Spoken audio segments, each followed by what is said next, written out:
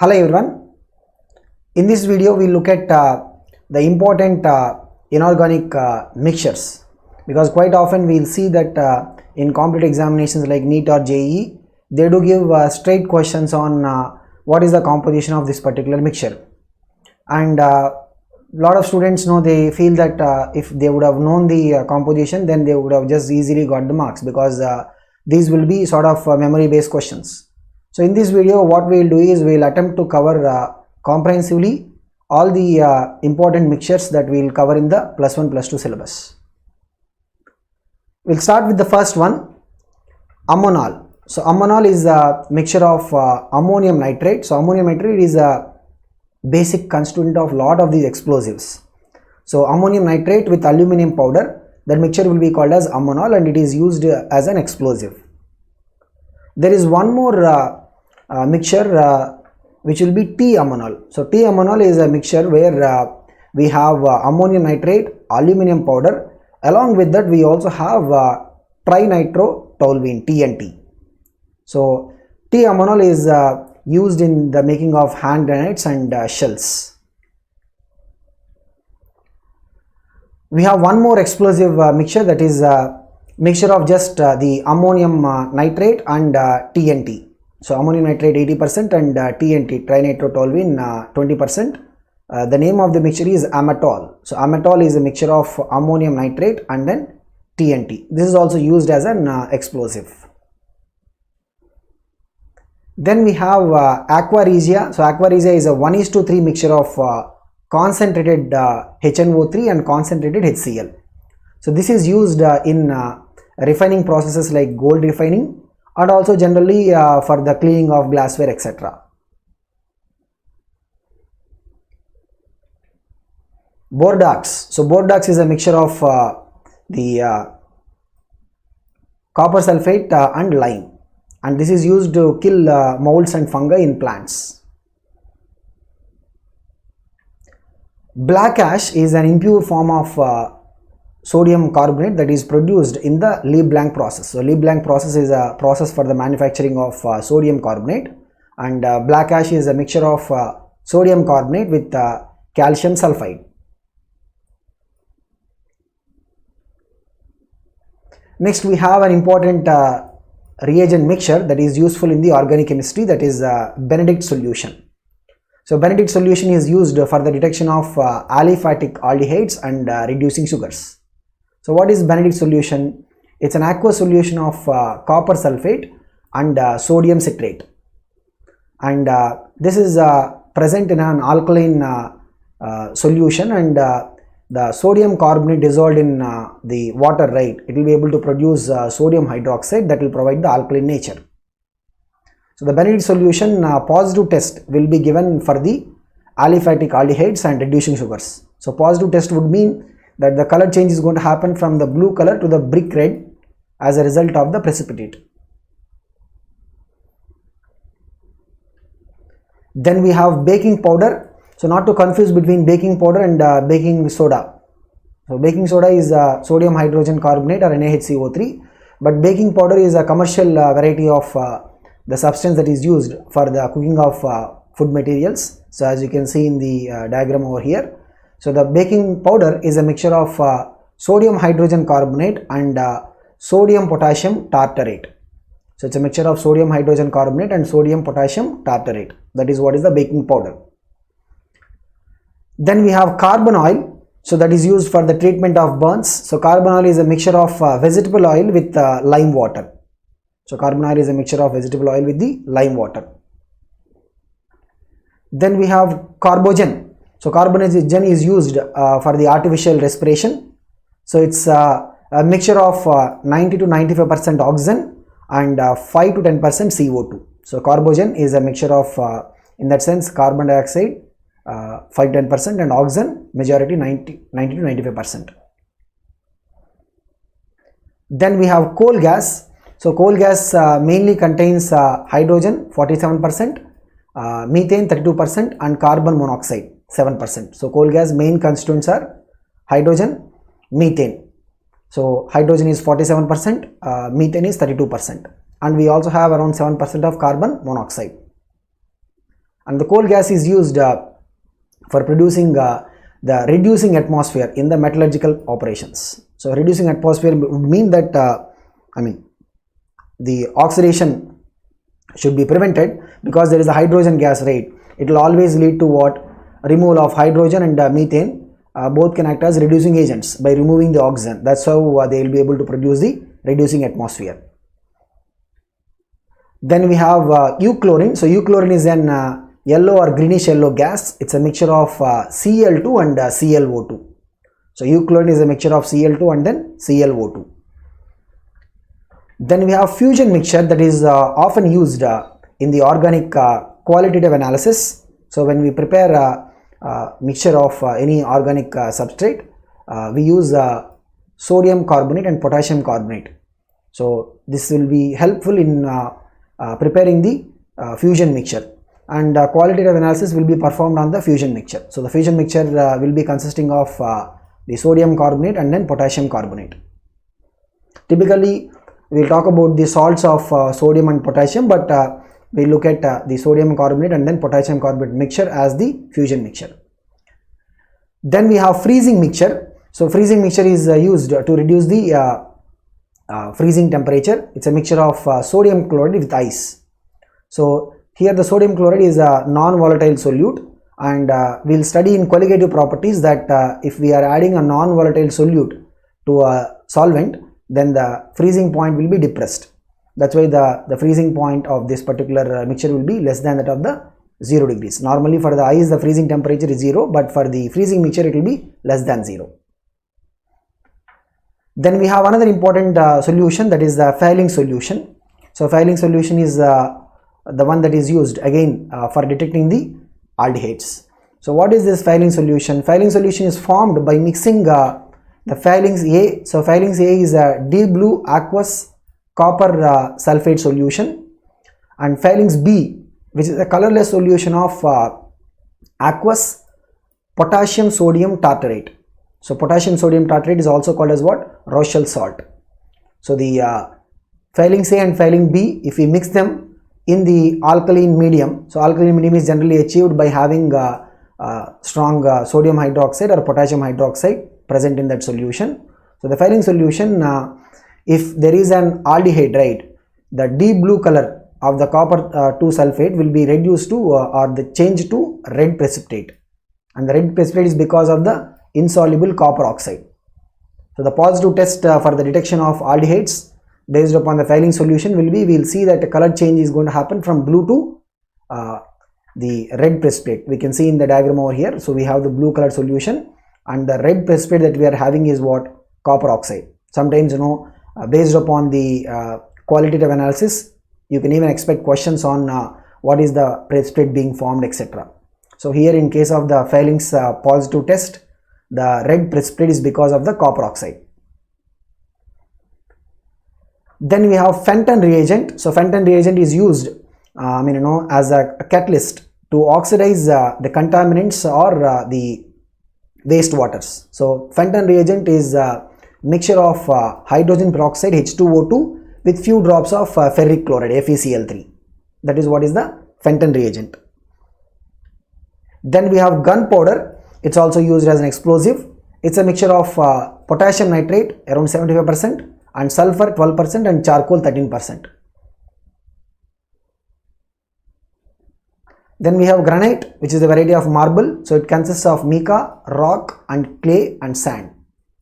So that is the composition of the granite. Then we have gobar gas, which is used as domestic fuel. The gobar gas consists of mainly methane, carbon monoxide and then hydrogen.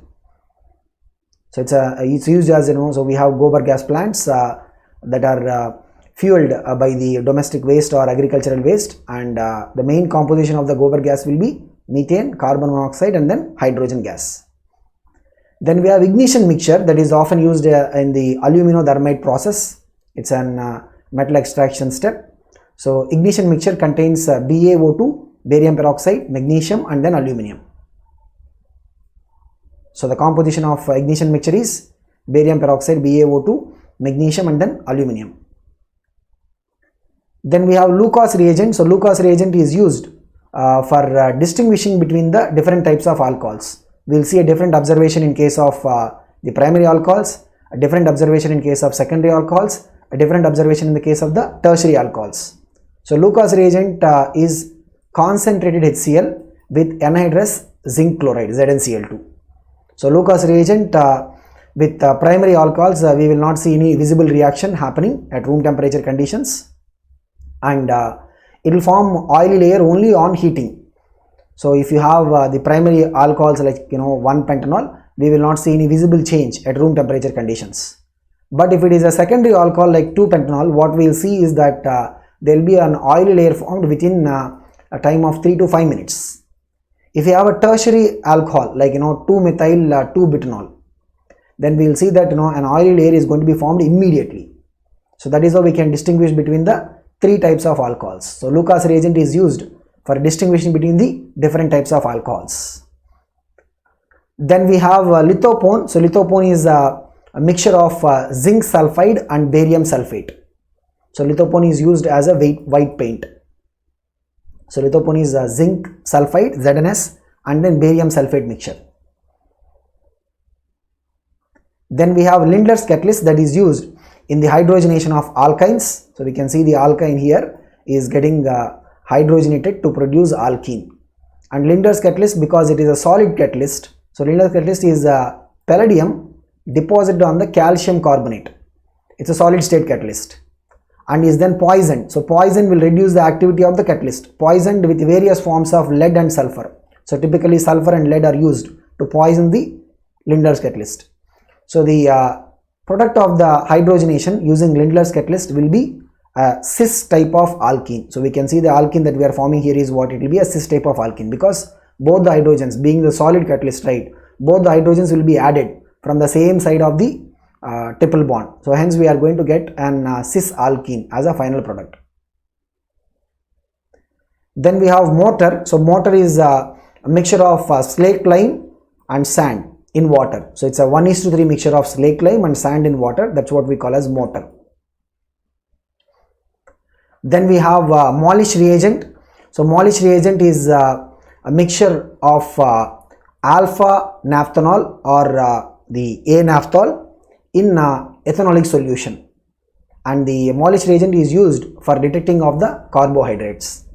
So if you look at the structure of alpha naphthol, this is the structure of the alpha naphthol. So alpha naphthol, ethanolic solution of alpha naphthol is what we call as the Molish reagent, and the positive reaction will indicate the appearance of a purple red ring at the interface between the two layers. So we can see over here the detection of carbohydrates, right, will happen based upon whether we observe this purple red color ring between the two interfaces or not.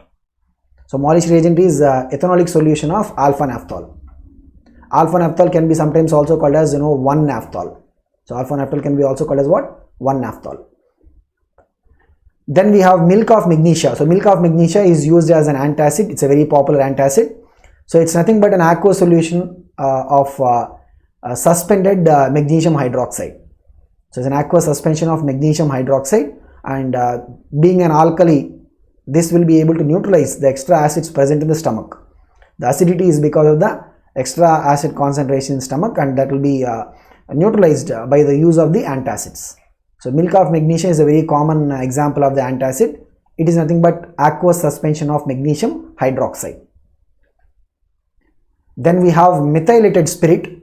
So methylated spirit is a mixture of rectified spirit, which is ethanol and water. So rectified spirit will contain ethanol and water. So it has rectified spirit, which is around 85 to 90%, and methanol, which is around 10 to 15%. So the methylated spirit is unfit for drinking, and it is used only as a solvent, and pyridine and acetone. So the composition of methylated spirit is rectified spirit along with methanol and pyridine and acetone.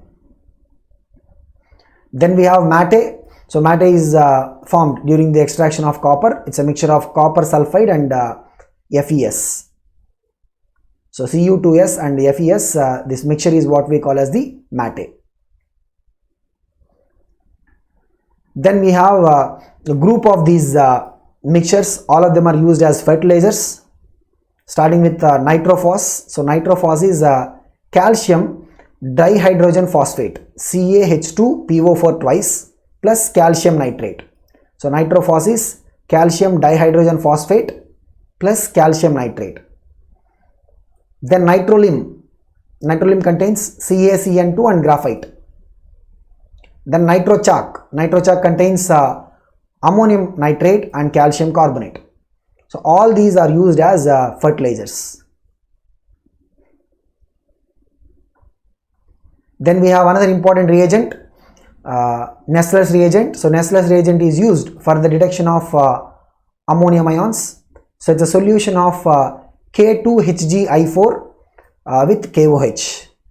So it's an alkaline solution of K2HgI4. Then we have oil gas. So oil gas mainly contains hydrogen, methane and carbon monoxide. So oil gas mainly contains hydrogen, which is around 50 to 55%, methane, which is 25 to 30%, and then carbon monoxide, which is 10 to 12%. Then we have purple of Cassius. So purple of Cassius is a colloidal solution of gold with tin hydroxide, and this is used for the coloring of the glass.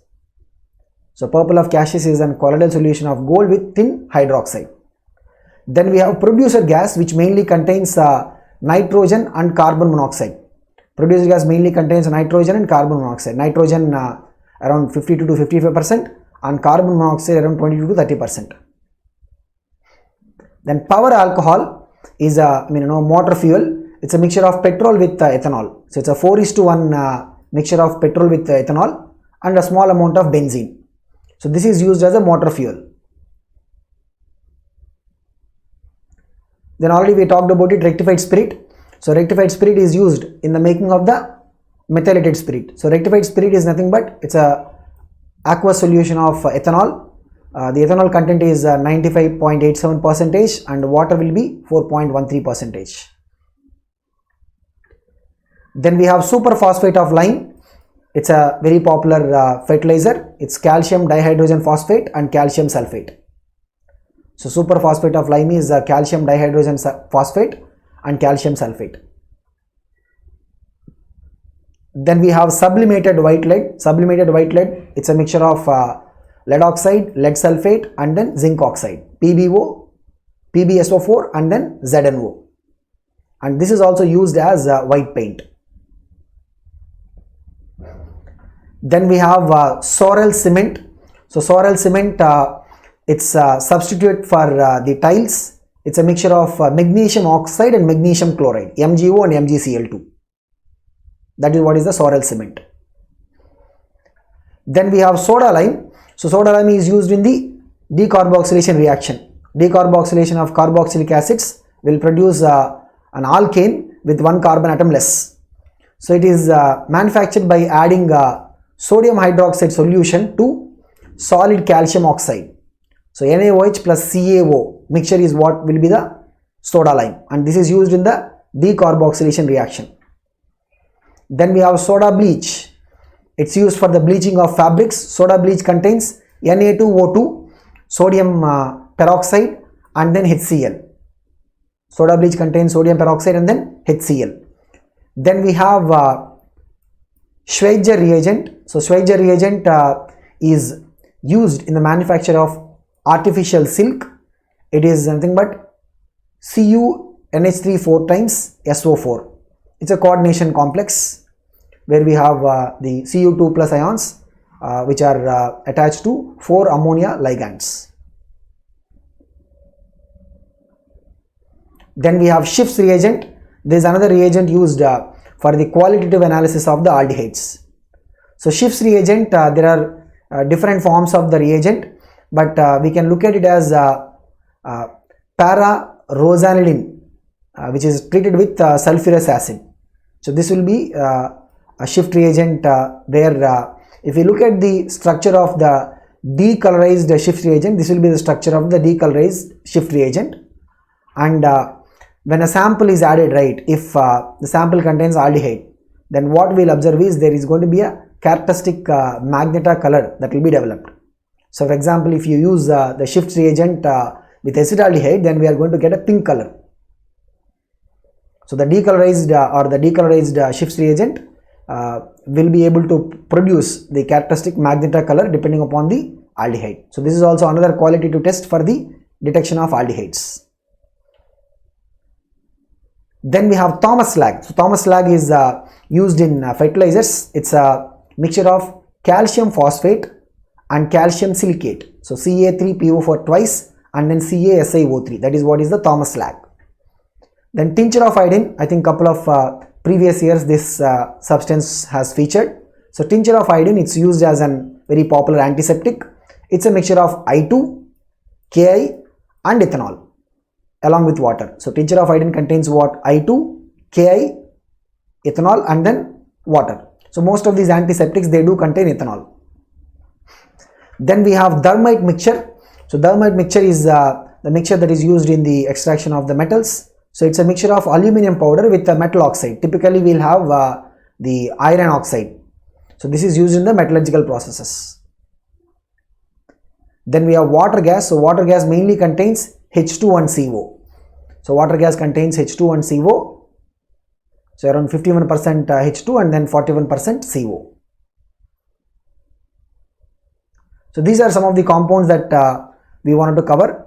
I mean, this is not exclusive though, or rather, exhaustive. So maybe, if we see some more compounds, we'll try to have one more session on that. But hope this is useful for you. We'll see in the next session.